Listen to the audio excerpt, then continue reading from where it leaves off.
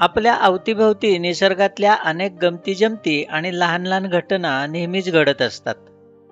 आपल्याला त्या चालता-चालता, कधी शांतपणे बसलेलं असताना, तर कधी अगदी चालत्या गाडीतून बाहेर डोकावतानाही दिसत असतात. सामान्यपणे आपण त्याकडे केवळ मनोरंजन म्हणून जरी पाहिलं, तरी त्यातलं कुतूहल वाढत जातं आणि अनेक गमती-जमती त्यातून आपल्याला आपोआप दिसायला लागतात. त्यातल्याच ह्या काही गमतीदार घटना.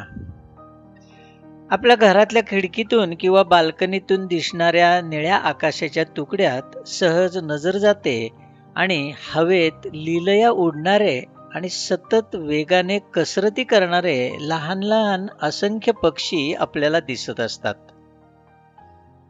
नुसत्या डोळ्यांनी पाहताना ते अगदी लहान लहान टिपके दिसतात, पण एखाद्या लहानशा